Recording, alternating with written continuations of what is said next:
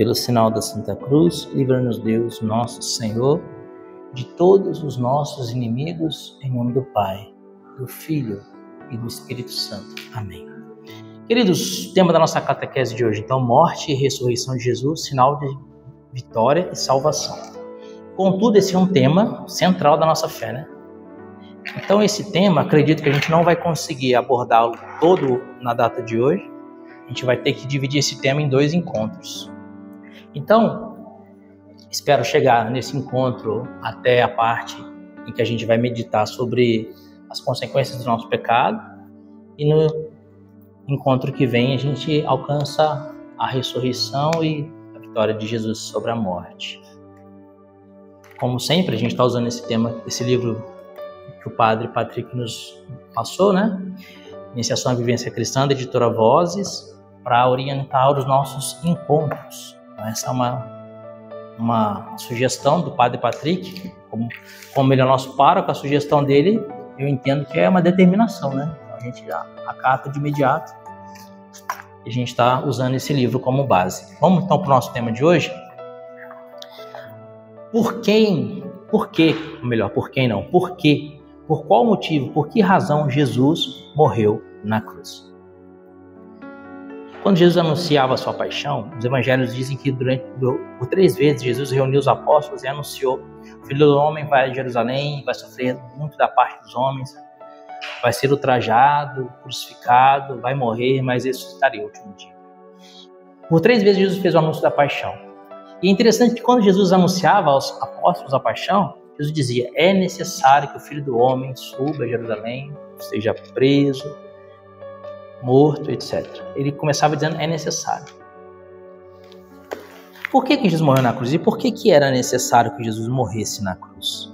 Pelo Evangelho de Lucas aqui, eu não tinha separado essa palavra, mas já que eu disse, eu quero ler um dos anúncios da paixão, para a gente meditar junto, em que Jesus diz isso. Olha só que interessante. Lucas 17, versículo 25. Jesus diz assim: é necessário, porém, que primeiro ele sofra muito e seja rejeitado por esta geração, como ocorreu nos dias de Noé. E ele continua dizendo sobre a sua paixão, né?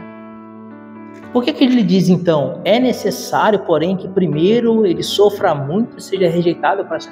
Por que era necessário que Jesus morresse na cruz? Por quê? Por que motivo? Vamos deixar São Paulo nos responder? Então, já que a gente começou com a Bíblia, vamos continuar com a Bíblia. 1 Coríntios, capítulo 15, versículo 3. São Paulo vai dizer assim: eu vos transmiti primeiramente o que eu mesmo havia recebido, que Cristo morreu por nossos pecados, segundo as Escrituras. Então, por que Jesus morreu? Por nossos pecados. Então, por que era necessário que Jesus morresse na cruz? Por conta dos nossos pecados. Queridos, Deus é sumamente bom. Deus é um Deus de misericórdia, sempre disposto a perdoar, sempre disposto a acolher. Deus, a gente diz que Jesus é 100% homem e 100% Deus. Agora, olhando para a Trindade, o Pai, Filho e Espírito Santo, a gente pode dizer que Deus é 100% misericórdia, mas Deus também é 100% justiça. A misericórdia de Deus e a sua justiça não são antagônicas. Mas existe um tempo em que Deus usa totalmente de misericórdia e existe um tempo em que Deus usa totalmente de justiça. Que tempo é esse, Fábio? O tempo da misericórdia enquanto caminhamos nessa vida. Enquanto caminhamos nessa vida, até o último segundo, se nós nos arrependemos e pedimos perdão, Deus usa 100% de misericórdia. Tudo o que acontece conosco nesta vida acontece por misericórdia de Deus e para a nossa salvação. Deu enchente na minha casa, fundiu o motor do meu carro, me deu um câncer. Aconteça o que acontecer, sempre será a misericórdia de Deus usando de meios diversos para te salvar. Vocês lembram aquela pintura do Michelangelo de Adão e Deus, a criação? Você lembra, Maria? O que significa Deus esticando a mão para Adão e Adão esticando a mão para Deus? Significa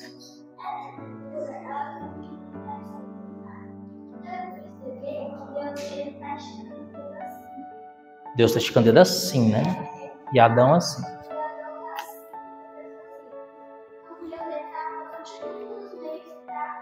Alcançar Adão. Exatamente. Então, essa é a ideia da pintura. Já viram essa pintura? Então Deus estica o braço dele para alcançar Adão, e Adão está todo folgado, deitado e pouco disposto a alcançar Deus. Então, como dizia o Papa Francisco, quando ele começou o pontificado, ele dizia assim: Deus está sempre disposto a nos perdoar. Nós que não estamos sempre dispostos a pedir perdão para Deus. Lembra do bom ladrão? No final da vida, nos últimos momentos, Senhor, lembra-te de mim quando estiveres no teu reino.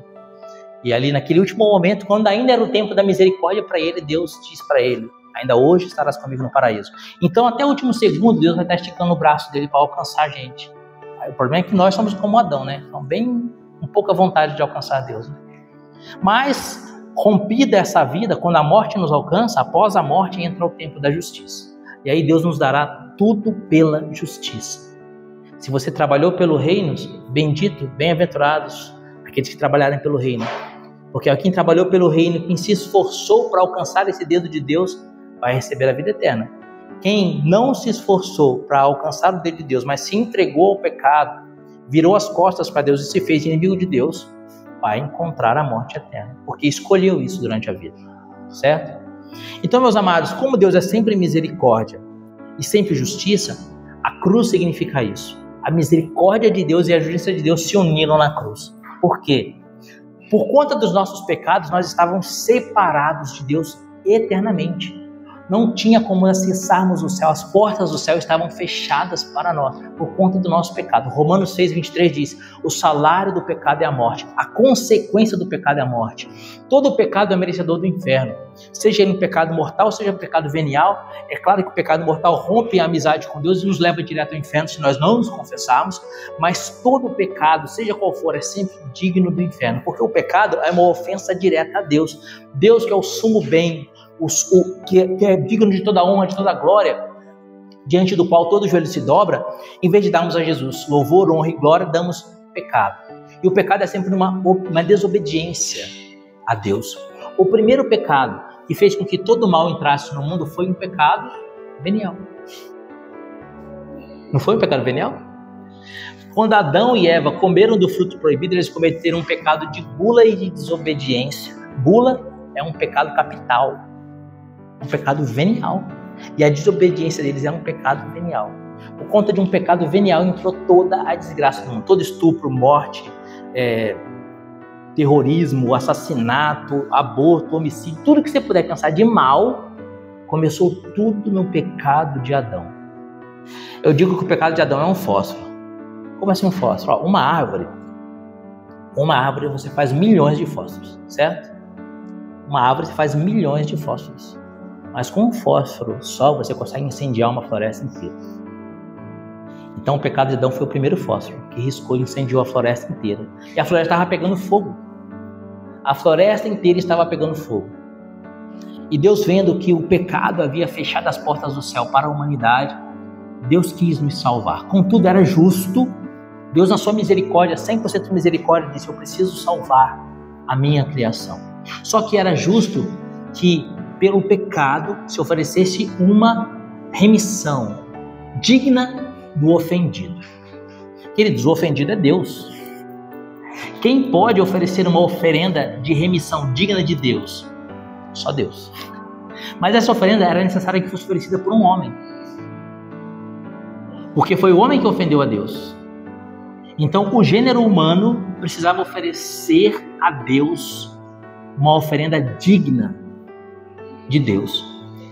E Deus, como ele é a suma sabedoria, então ele pensou: do gênero humano virá Deus. Então o verbo se fez carne, et verbum carum factum est, Lucas 1:6, o verbo se fez carne no ventre de uma mulher humana, totalmente humana. É claro, santíssima, imaculada, mas humana. Nossa Senhora tinha veias, artérias, pulmão, rins, pele, unhas. A unha de Nossa Senhora crescia, o cabelo de Nossa Senhora crescia. Dentes, 100% humana, totalmente humana. Claro, santíssima, mas pessoa humana.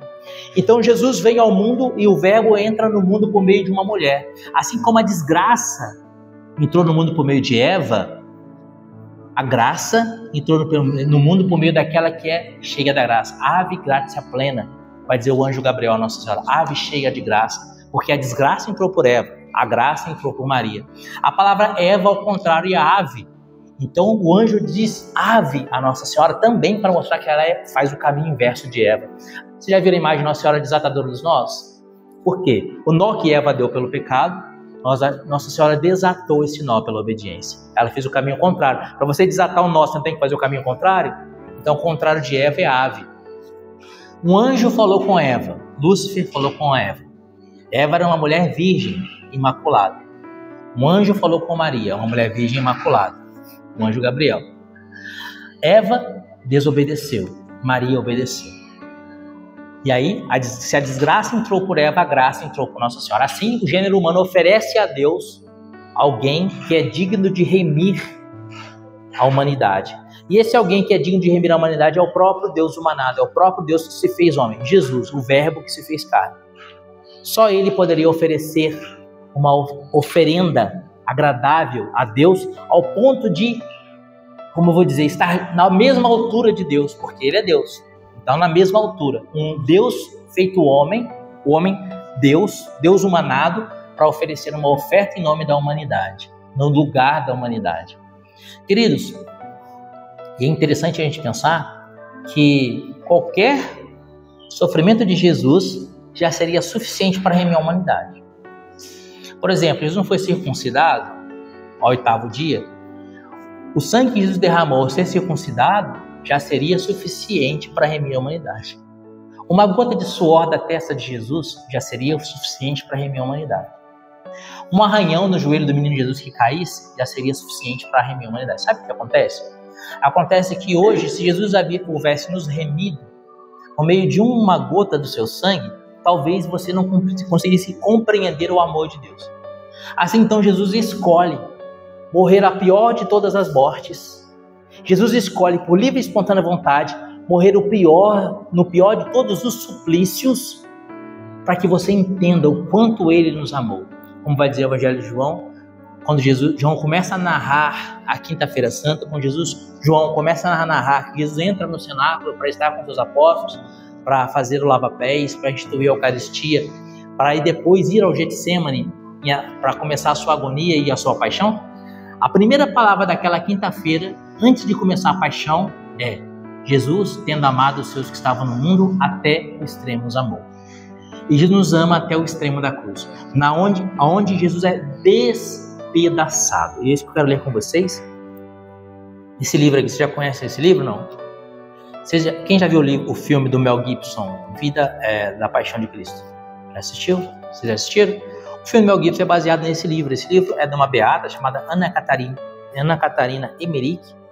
Eu não sei se ela já foi canonizada, mas eu lembro que no início dos anos 2000 ela era beata. Eu comprei esse livro em 2001, até meio surradinho o livro.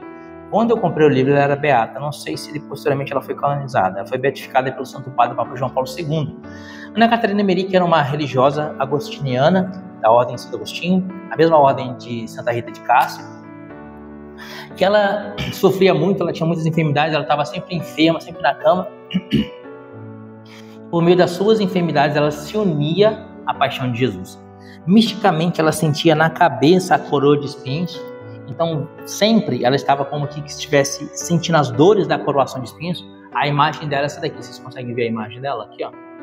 Essa é uma imagem dela representada. Ela está deitada, sentada na cama com a mão na cabeça, assim, e com a cabeça enfaixada para representar que ela sentia diuturnamente a coroação de espinhos de Jesus. Então, ela sofreu demais.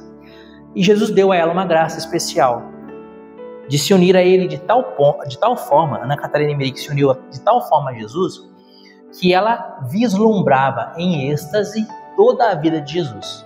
Desde a encarnação do Verbo, desde antes da encarnação, a vida de Nossa Senhora, a vida de São José, a vida de Santana, de São Joaquim, a encarnação do Verbo, a infância de Jesus, a anunciação do reino, a paixão, a glorificação, a ressurreição de Jesus, o ato dos apóstolos, até a ascensão de Jesus, a assunção de Nossa Senhora. Ela narra nesse livro tudo da vida de Jesus e dos apóstolos. Por isso que o nome é Vida, Paixão e Glorificação do Cordeiro de Deus. Eu quero ler com vocês agora, para que a gente entenda a gravidade do nosso pecado, um trecho desse livro, né? Conforme vai dizer o Catecismo da Igreja Católica, no parágrafo 608, antes da gente ler o livro, ler um trechinho do Catecismo. Parágrafo 608, o Catecismo diz assim, ó: Depois de ter aceito dar-lhe o batismo junto com os pecadores, João viu e mostrou em Jesus o Cordeiro de Deus que tira o pecado do mundo. Por que o Cordeiro de Deus que tira o pecado do mundo? Porque o Cordeiro era imolado no templo de Jerusalém para retirar o pecado do povo. Então o povo pecava, se imolava um cordeiro, se matava um cordeiro, se deslacerava o cordeiro, se destroçava o cordeiro, tirava todo o sangue do cordeiro para remir o pecado do povo. E assim João Batista, ao dizer, eis o Cordeiro de Deus que tira o pecado do mundo, João Batista está dizendo que aquele menino, aquele Jesus, aquele que era batizado por ele, haveria de morrer no lugar de toda a humanidade. Como o Cordeiro era oferecido para tirar o pecado do mundo, ele era destinado a morrer em nome de toda a humanidade. E aí vai dizer o catecismo: assim manifesta que Jesus é ao mesmo tempo o servo sofredor, lá de Isaías 53, que se deixa levar silencioso ao matadouro, Isaías 53, carrega o pecado das multidões, e o Cordeiro Pascal, símbolo da redenção de Israel, por ocasião da primeira Páscoa. Na primeira Páscoa, quando matou-se o cordeiro e passou o sangue do cordeiro nos umbrais do povo de Israel, e o anjo vingador não pôde matar os primogênitos de Israel, porque tinha o sangue do cordeiro. Assim, Jesus é aquele cordeiro que com seu sangue nos livra do anjo vingador, que é o demônio. Toda a vida de Cristo exprime a sua missão: servir e dar a sua vida por resgate de muitos. Parágrafo 609.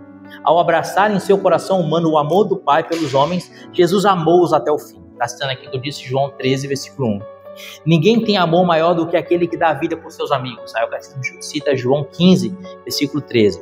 Assim, no sofrimento e na morte, sua humanidade tornou-se um instrumento livre e perfeito de seu amor divino, que quer a salvação dos homens. Jesus quer, tendo amado os seus que estão no mundo, até os extremos amou. Ele nos amou tanto até ser dilacerado na cruz. Com efeito, aceitou livremente sua paixão e sua morte por amor de seu Pai dos homens, que o Pai quer salvar. Então ele aceitou todo aquele sofrimento na cruz por mim e por você. Jesus é Deus, homem, 100% homem, mas 100% Deus. Sendo 100% Deus, Jesus sempre teve todos os atributos da divindade. Dentre um dos atributos da divindade está a onisciência. O que é a onisciência? Sabe de tudo, conhece tudo, penetra tudo, transcende tudo.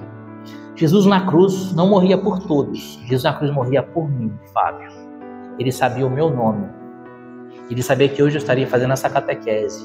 Ele conhecia os meus pecados, ele conhecia a minha vida. E ele pensava em mim quando ele morreu na cruz. Ele pensava em você.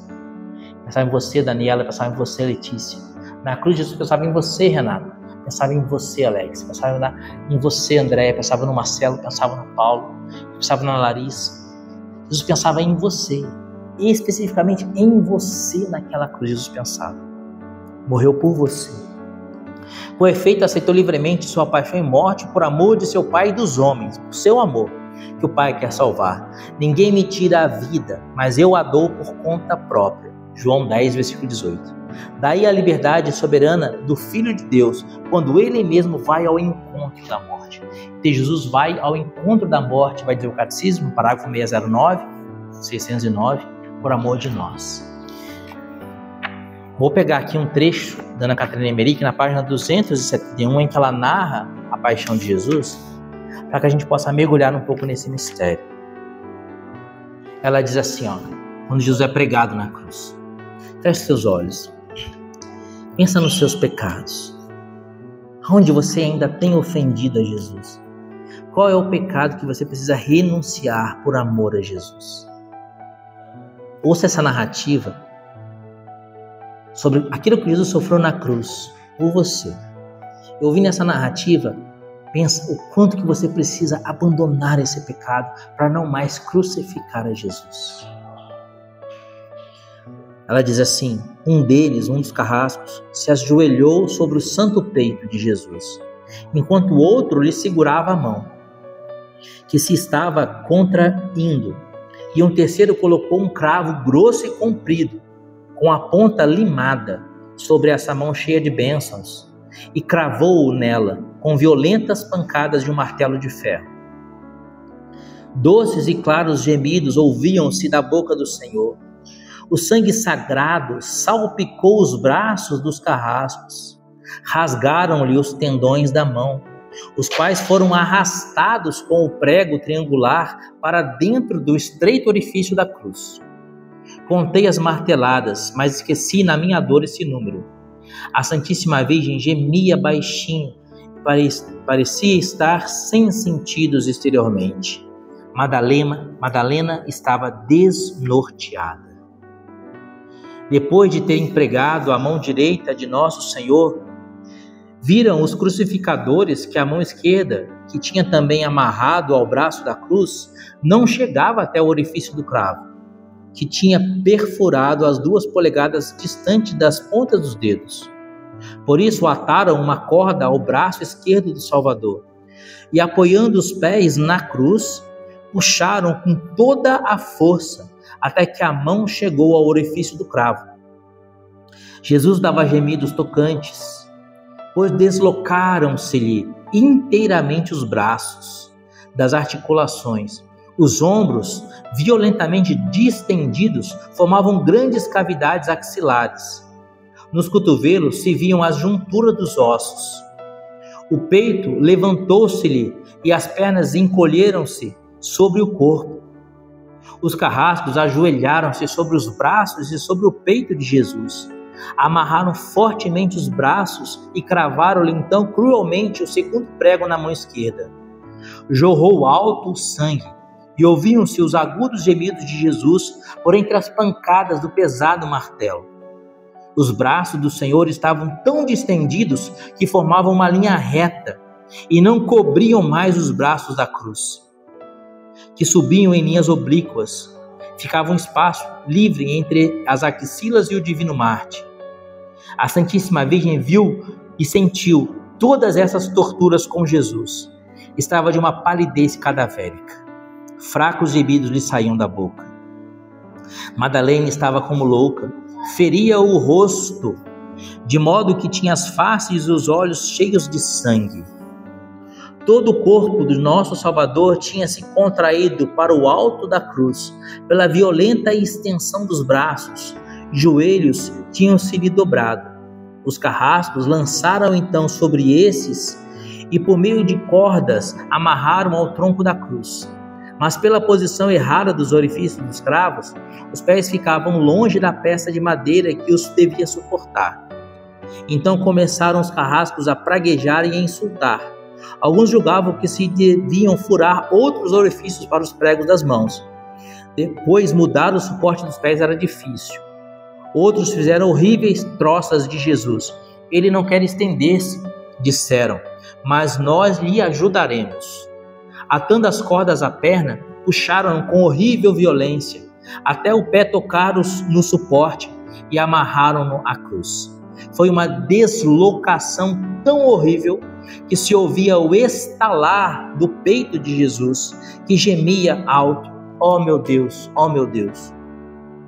Tinham-lhe amarrado também o peito e os braços, para os pregos não rasgarem as mãos. O ventre encolheu-se-lhe inteiramente, as costelas pareciam a ponto de destacar do externo. Foi uma tortura horrorosa. Amarraram depois o pé esquerdo com a mesma e brutal violência, colocando-o sobre o pé direito. E como os pés não repousavam com bastante firmeza sobre o suporte para serem pregados juntos, perfuraram primeiro o pé esquerdo com um prego mais fino e de cabeça mais chata que os cravos, como se fura a sovela. Feito isso, tomaram um cravo mais comprido que o das mãos, o mais horrível de todos, e passando-o brutalmente pelo furo feito no pé esquerdo, atravessaram-lhe a marteladas o pé direito, cujos ossos estalavam, até o cravo entrar no orifício do suporte, e através deste no tronco da cruz. Olhando de lado a cruz, vi o prego, vi que atravessou os 2 pés do Senhor. Essa tortura era a mais dolorosa de todas, por causa da distensão de todo o corpo. Contei 36 golpes de martelo, no meio dos gemidos claros e penetrantes do pobre Salvador. As vozes em redor, que proferiam injúrias e maldições, pareciam-me sombrias e sinistras. A narração da paixão aqui continua. por mais de 50 páginas. Não vai dar para a gente ler essas 50 páginas hoje. Mas convido vocês a comprarem e lerem o livro. Pode. Por que Jesus morreu na cruz? Por que todo esse sofrimento? Para minha salvação. Queridos, mas se eu for para o inferno, tudo isso vai ser em vão. Todo esse sofrimento de Jesus, se eu for para o inferno, vai ser em vão. E na sua agonia no Getsêmani, os santos padres dizem que a tentação que o demônio lhe oferecia era exatamente essa. Você vai suportar tanto sofrimento em troca de quê? E aí o demônio mostrava pessoas que iam ao inferno.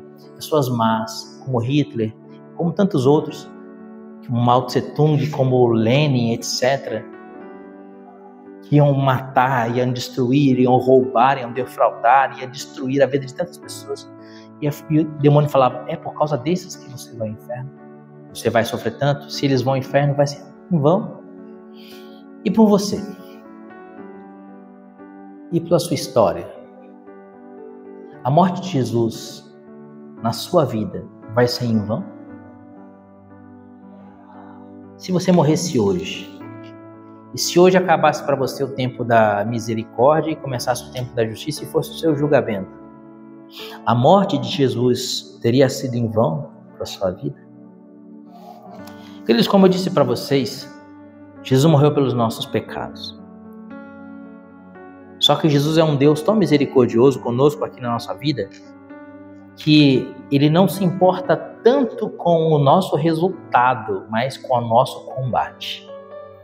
Existe uma história da vida de Santo Antão. Santo Antão era um santo padre do deserto, e Santo Antão, ele tinha muitos combates, porque com uma pessoa de Santo Antão, Deus fundou o monaquismo na história da igreja. A gente fala que São Bento é o pai dos monges do Ocidente, né? Mas o primeiro monge foi Santo Antão. Tanto que Santo Antônio de Lisboa, ele queria ser monge, né? E por isso ele escolheu para si o nome de Antônio, que Antônio e Antão é o mesmo nome. Há uma história na vida de Santo Antão em que Santo Antão estava rezando, meditando no deserto, numa caverna em que ele vivia. O demônio aparece, começa a bater em Santo Antão, se manifesta e começa a agredir Santo Antão fisicamente, uma opressão física. Às vezes o demônio tem esses ataques físicos contra a pessoa para evitar que a pessoa faça um bem, né? Isso acontecia também muito com o Padre Pio. E o demônio dá uma surra em Santo Antão, e Santo Antão apanha do demônio, e o demônio desaparece. E Santo Antão fica caído no chão, repleto de sangue, machucado, e aparece Jesus. E Santo Antão fala para Jesus, Senhor, onde que o Senhor estava enquanto eu estava apanhando do demônio? Por que o Senhor não me ajudou? E aí Jesus diz, eu estava aqui o tempo todo. E aí Santo Antão fala, se o Senhor estava aqui o tempo todo, por que o Senhor não me socorreu? E Jesus disse para Santo Antão, eu queria te ver lutar. Então mesmo que a gente às vezes apanhe do demônio, o que Jesus quer é ver a gente lutar, combater. Como vai dizer São Paulo, né? Combati o bom combate. Jesus quer ver a gente combater. Um dos piores pecados, na minha opinião, no meu consentimento, no meu entendimento, é o pecado da tibieza. O que é a tibieza? A mornidão espiritual. Aquela que Jesus vai dizer no Apocalipse, né? Não és frio nem quente, és morno, porque és morno, estou ao ponto de vomitar-te da minha boca. A tibieza é você não se importar em combater o pecado, você se entregar ao pecado. Isso é um pecado venial, é só uma mentirinha, não tem problema. Mas um pecado venial é uma chicotada nas costas de Jesus. Isso é só uma gula, não tem problema, vai lá e comete a gula. Isso é uma chicotada nas costas de Jesus.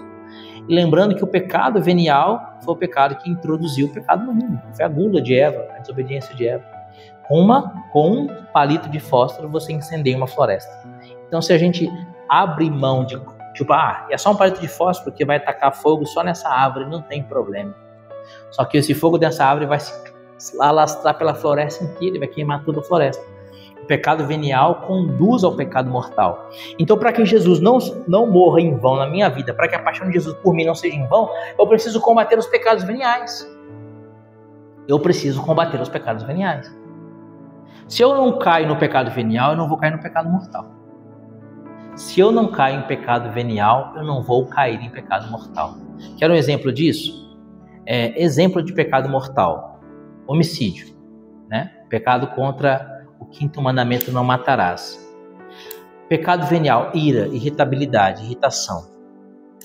O cara, ele é colérico, ele se irrita. E cada vez que ele se irrita, ele dá livre vazão à sua ira. Ele xinga, ele briga e tal. E cada vez ele vai progredindo nisso. Cada vez ele vai progredindo nessa ira. E cada vez vai progredindo nessa ira, até que alguém vai ofender, ele vai ficar tão revoltado que vai matar o cara. Então, o pecado de homicídio ele nasceu do pecado venial da ira. Por isso, meus queridos, na catequese de hoje, eu quero encerrar, pelo menos, meditando com vocês os 7 pecados capitais e as 7 virtudes capitais. Vocês já viram falar das virtudes capitais? Né?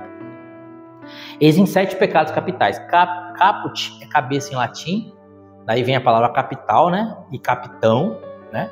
Que é a cabeça, porque o capitão é a cabeça da companhia, né? Ele que pensa a companhia dele. Capital é a cidade mais importante que define tudo aquilo que vai ser realizado naquele estado, na capital do estado. Capital da nação é a cidade mais importante da nação, onde está o presidente da república, que vai definir tudo que vai ser realizado naquela nação. Então, o pecado capital, ele é um pecado que vai disseminar uma diversidade de pecados. Mas, em contrapartida, para esse pecado existe um remédio, que é a virtude capital. Eu digo que o pecado, ele é como uma doença.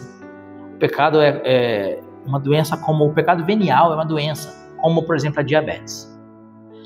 A diabetes é uma doença que as pessoas consideram grave, tal, é uma grave doença. Mas a diabetes não é tão grave quanto um câncer, certo?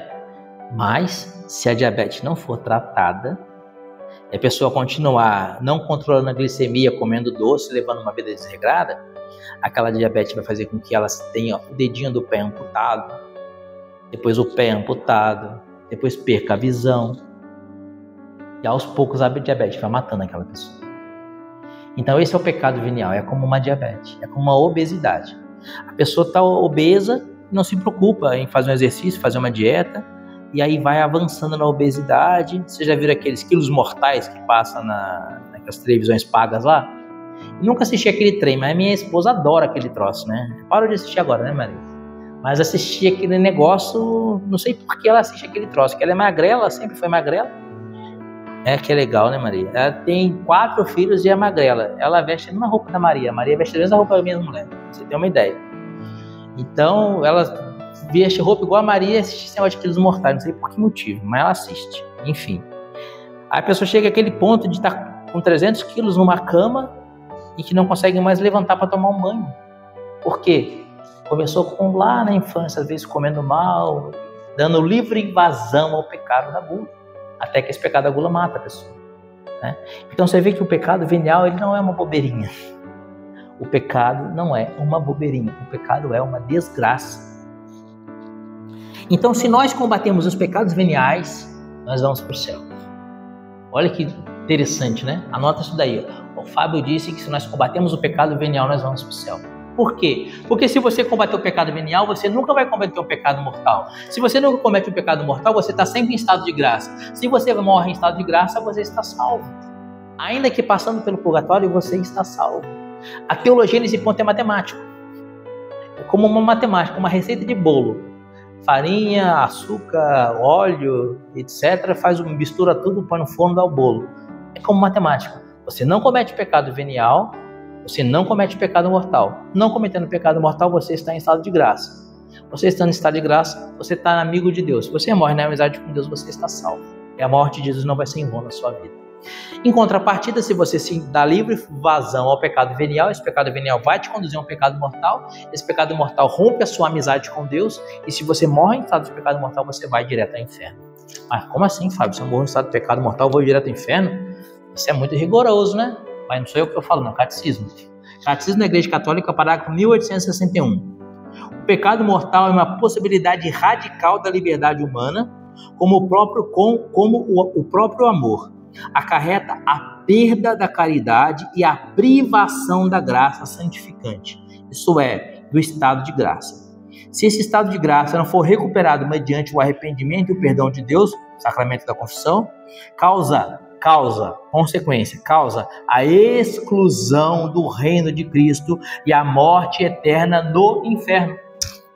O catecismo diz com todas as letras, o pecado mortal causa a exclusão do reino de Cristo e a morte eterna no inferno. Catecismo da Igreja Católica, parágrafo 1861.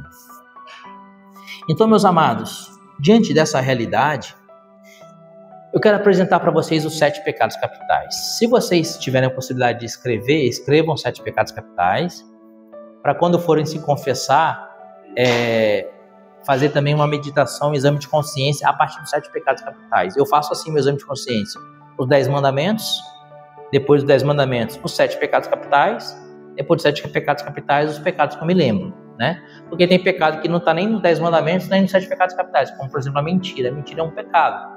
Só que a mentira não está nos 10 mandamentos e não está nos 7 pecados capitais.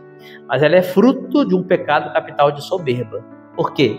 Porque quando a pessoa mente, ela quer preservar a sua imagem ou fazer com que as pessoas tenham uma imagem dela que ela não tem. Então eu estou conversando com o Paulo fala assim, amanhã eu vou jogar futebol. Você joga futebol? Nossa, Paulo, jogo demais futebol.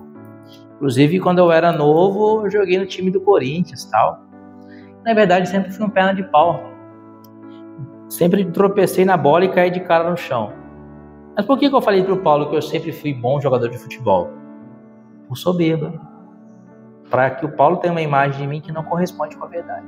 É uma mentira, pecado da mentira, mas fruto da soberba. Você vê que todo pecado nasce dos 7 pecados capitais? Então, enfim, 7 pecados capitais. Para cada pecado capital, existe uma virtude capital. Depois a gente vai meditar como transformar esse pecado capital em virtude capital. Primeiro pecado capital, a gula. O que é a gula? A gula é comer mais do que a gente precisa, claro, né? Comer demais. Aquela lasanha de domingo que a gente come até sair passando mal na mesa, né? Rodízio. Eu não vou em rodízio, porque o rodízio sempre vai acarretar no pecado da gula. Sempre. A pessoa vai para o rodízio planejando se fazer inimigo de Deus, pecando pela gula. Ele vai no rodízio com um chicote na mão, pronto para dar uma chicotada nas costas de Jesus. Por quê? Porque ele vai para o rodízio pensando, eu vou comer até arrebentar. Enquanto minha barriga não estiver estourando, o botão da minha camisa não estiver pulando para fora, eu não vou parar de comer. Eu só paro de comer quando o botão da minha calça estourar. Estourou o botão da calça, aí eu paro de comer. Não é assim que as pessoas vão pro rodízio? E a pessoa ainda fala, tem que comer bastante, senão não vale a pena vir no rodízio, né? Aí vem a pizza, né? Rodízio de pizza, vem a pizza, não come a borda não. Come a borda não, vai encher demais. E as bordas vai para onde? Pro lixo. Meu Deus, olha como é que isso ofende. Enquanto isso tem pessoas humanas como eu e você, irmãos nossos, que estão revirando lixo para achar uma borda de pizza que a pessoa jogou fora no rodízio. E se o irmão de rua, revirando lixo, acha uma borda de pizza e foi jogada fora no rodízio, ele fica todo feliz. Uma vez, em São Paulo, naquela atividade delegada que tem em São Paulo, tinha uma patrulha a pé, patrulhava a pé, ali a Luz, o Mosteiro de São Bento, ia para Santa Efigênia, passava no Viaduto do Chá, a pé, né, patrulhando a pé. E aí uma cena que chamou a atenção. Tinha uma lixeira com aqueles sacos pretos de lixo, né? Diversos sacos de lixo preto. E na lixeira, exatamente parecendo como um cão, um rapaz tinha rasgado o saco de lixo e estava comendo lixo com a cabeça enfiada na lixeira assim. E aí quando ele viu a equipe assim, ele olhou para a equipe assim, e olhou com a boca cheia de lixo, os dentes assim, o rosto sujo de lixo. Enquanto isso a gente joga a borda da pizza fora. Mas o cara era nóia, tava drogado, tava usando droga. Beleza, isso justifica você jogar a borda de pizza no lixo? Isso um rapaz que estava comendo lixo em São Paulo. Agora você remete isso ao Nordeste, em que nem lixo tem pro cara comer. Em que nem lixo não tem um calango pro cara caçar e comer a carne do calango. Lembrando que é crime ambiental matar calango para comer, gente. É crime, hein? Não pode matar o calango para comer. Muito menos o teiu, que é animal silvestre. Mas enfim, lá no Nordeste não tem nada. Aquela seca. cara não tem água. Imagina daquele nordestino, o que não seria para ele uma borda de pizza? A gente não tem ideia, né? Uma vez eu peguei um ônibus voltando de São Paulo para cá e sentou do meu lado um senhor idoso, já tinha uns 60 e poucos anos, e ele maravilhado, dando risada e comentando assim: nossa, quanta grama, é tudo verdinho, né? Ele estava maravilhado ao ver a grama da Dutra, porque ele era do Nordeste, era a primeira vez que ele vinha para essa região e ele ficou maravilhado de ver que na grama, na Dutra, tinha grama, tinha árvores, às vezes grama. Ele achou fantástico. Porque onde ele mora não tem grama. Imagina, muito menos comida, né? Muito menos plantar uma árvore e comer uma maçã, uma mexerica, sei lá. Maçã não tem aqui também, né? Uma banana, uma mexerica, uma goiaba, etc. Então, gente, o pecado da gula não é um pecadinho simples. É um pecado que ofende a Deus. E o pecado da gula ele é combatido pela virtude da temperança. O que é a virtude da temperança? Tempero. Lembra o que? Moderação. Temperança. Eu vou colocar sal no meu arroz. Se eu colocar sal demais, ninguém come arroz. Se eu colocar sal de menos, o arroz fica ruim. Então eu preciso comer de maneira temperada. Ou seja, eu não posso comer demais, porque eu vou pecar pela gula. Não posso comer de menos, senão eu vou ficar doente. A virtude da temperança. O pecado da gula também não é só comer demais. O pecado da gula também consiste em você ter uma gula seletiva. O que é gula seletiva? Eu não vou comer arroz, feijão, carne, eu como só um pouquinho. Como pouquinha coisa. Mas depois do almoço, eu como 3, 4 chocolates, de tarde eu como sorvete, e quando eu estou no trabalho, eu não tenho tempo de almoçar, eu como um lanche, um hambúrguer, uma pizza, ou seja, eu só como coisas agradáveis ao meu paladar, não o que eu preciso, mas o que eu gosto. Então, para combater esse tipo de gula, a gula seletiva, o que a gente aconselha? Come aquilo que te faz bem, não come aquilo que te faz mal. Então, eu vou comer uma pizza, isso vai te fazer mal. Então, opte por trocar a pizza por um prato de arroz, feijão, um ovo, uma salada. Eu não como salada. Então, para combater a gula seletiva, come uma saladinha hoje. Mas eu não gosto. Come uma saladinha. Eu não gosto de bife de fígado. E fui almoçar lá no Guarujá, numa reunião de serviço, e tinha bife de fígado. Aí um colega falou assim: Marcão, nossa, bife de fígado, cara, eu não gosto de bife de fígado. Eu falei: também não gosto, Marcão. Mas vamos comer bife de fígado. Por quê? Porque é bom o bife de fígado para a saúde e é melhor ainda para a alma, porque se torna uma penitência. E foi difícil comer aquele fígado, hein? Parecia que eu estava comendo 20 quilos de fígado, o negócio não acabava nunca. Mas é um jeito da gente vencer essa gula seletiva. Eu vou falar aqui mais de um pecado venial, capital, e aí semana que vem a gente retoma a partir do terceiro, tá bom?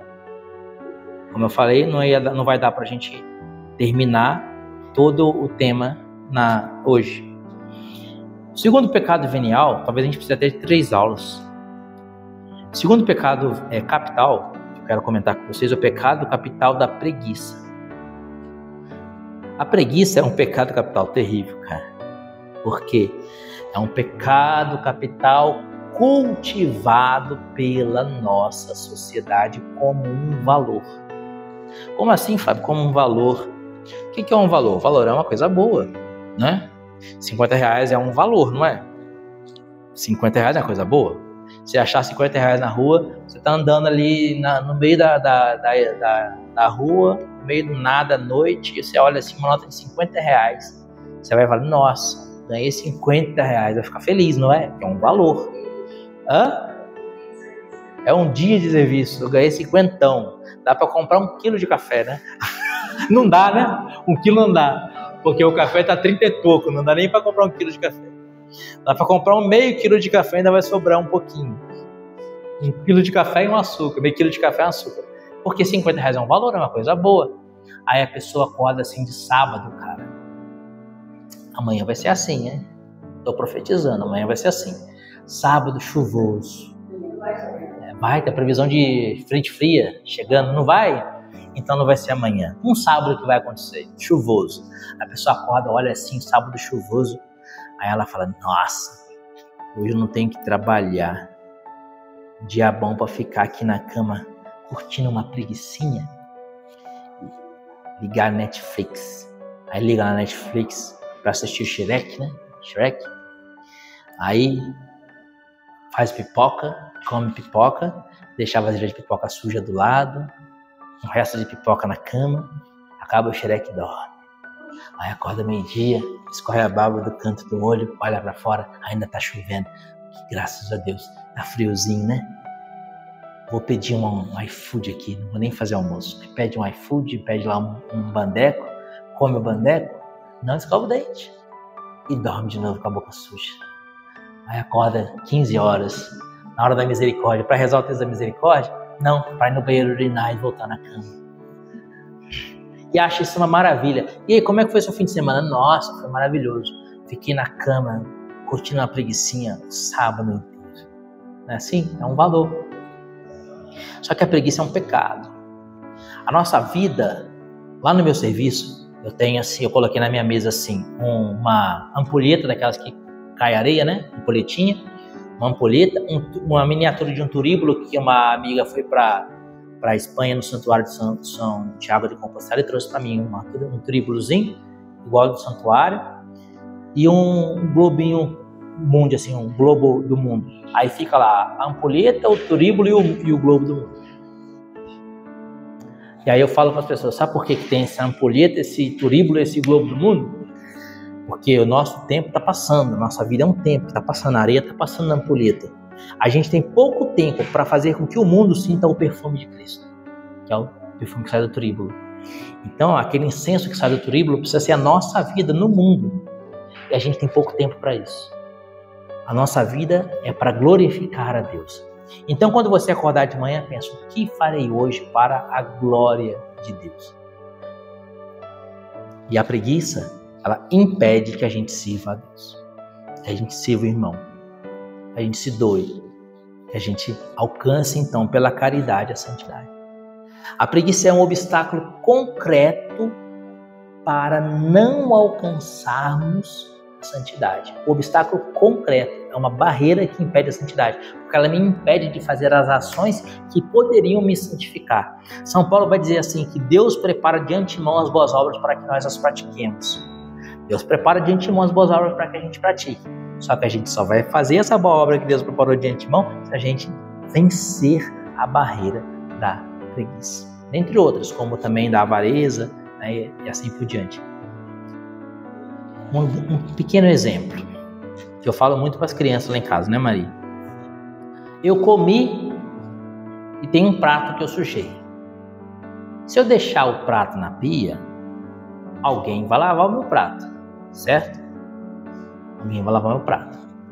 Só que eu que comi, o prato que eu deixo na pia para outro lavar, por preguiça, está fazendo com que aquela pessoa tenha um trabalho que não é justo que ela tenha. Esse trabalho deve ser meu. Então, se eu estou impondo a outra pessoa o trabalho que é meu, falta-me caridade para com essa pessoa. Então, se me falta caridade, eu deixei de praticar uma virtude, que é a virtude da diligência, que é a virtude que combate a preguiça. O que é a virtude da diligência? Fazer o que precisa ser feito de imediato. Preciso fazer isso, vou fazer de imediato. Não pense. A preguiça você vence não pensando. Não pensando. Tô cansado, trabalhei a semana inteira, tá chovendo, tem catequese. Eu não quero ir pra catequese. Acho que eu vou ficar em casa, assistir Netflix. Depois eu assisto o vídeo da catequese e reponho, sem problema. Não pensa. Não pensa. Deu a hora, apenas levanta e vai. Apenas levanta e vai. Ó, essa semana a gente recebeu uma missão lá no serviço eu faço relatoria de processo também, né? E segundo voto. Recebi a missão de fazer 24 processos. Só que essa missão era para 3 pessoas fazerem. Eu mais 2. E aí, meu chefe, eu sou tenente, né? Meu chefe é o capitão. O capitão deu para nós a meta de fazer 15 processos por mês. 15 processos em um mês.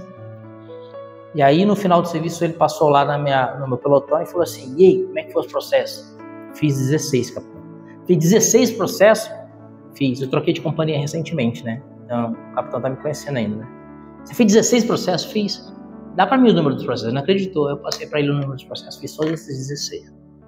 Cara, você fez a meta de um mês, você fez em um dia e ainda passou um número. Então, por que não fazer? Tô sentado aqui na minha mesa. Já fiz o que eu tinha que fazer. Não tem nada pra fazer? Fiz os processos. Fiz 16 processos. Tão simples, cara. Mas por que a pessoa não faz? Por preguiça. Qual é a virtude da diligência? Eu preciso fazer, então eu vou e faço. Eu vou e faço. Eu vou e faço. Hoje eu sentei à mesa durante 3 horinhas. Fiquei 3 horas só na sessão hoje. Fiz mais um processo e despachei 8 BO. Por quê? Vai lá e faz, cara. Você tem que fazer, vai e faz. Não pensa. Eu tenho um mês para fazer isso, cara. Eu tenho um mês para fazer isso. Eu vou dividir 15 por 30, dá meio por dia. Você entendeu? Enquanto isso, eu posso ficar assistindo um vídeo no YouTube aqui. Vou colocar o Shrek para assistir. E aí acontece de você passar na sessão da pessoa e o pessoal reclama isso do funcionalismo público, né? Passa na mesa do funcionário público, ele tá lá não fazendo nada com nada, cara. Por quê? Porque ele tem um prazo grande e ele se deixa enveredar pela preguiça. E aí o cara tá lá fazendo os investimentos na criptomoeda, sei lá, mercado de valores, bolsa, tá vendo o Shrek, tá vendo a Ana Maria Braga, tá fazendo um monte de coisa e o serviço fica procrastinando. Aí eu falei pra ele, chefe, eu tava em Caraguá, eu deixei nenhum processo lá, 0 processos, 0, nenhum. Aqui tem uma pendência de 379 processos, 379. Por quê? Vamos fazer. Toca o pau, vamos tocar o pau, vamos fazer. Vamos acabar com isso, cara. Então assim, a virtude da diligência precisa ser feito, vai e faça. A casa tá suja, vai e limpa a casa. Ah, mas poxa, eu trabalho o dia inteiro, minha mulher fica à toa aqui, não faz nada, eu tenho que chegar e ajeitar as coisas, varrer. Meu, chega e faz. Tem louça na pia, lava. E assim tudo na nossa vida. Virtude da diligência. Assim, combatendo a preguiça com a virtude da diligência, eu não cometo mais a preguiça e eu venço esse pecado venial. Aí o padre vai falar para você assim, ó. Você pode fazer a leitura na missa de domingo, do terceiro domingo? Qual hora, padre? 8 horas. Acordar cedo, 8 horas, domingão. Vai estar aqui por 8 horas. Oi.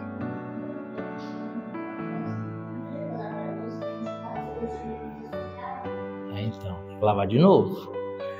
Aí, puxa vida, eu vou ter que acordar às 7 horas da manhã para ir à missa. Sabe que eu posso? É a missa das 10. Padre, não vai dar não, eu tenho um compromisso nesse sábado à noite, não vai dar não. Deixou de fazer aquilo que Deus queria que você fizesse. Vai dizer São Paulo, Deus prepara de antemão as boas obras para que nós as pratiquemos.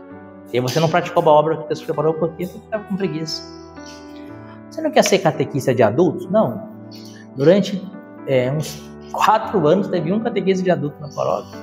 Agora, graças a Deus, Edmar veio ajudar e aí pegou a turma do primeiro ano, né? Mas por quê?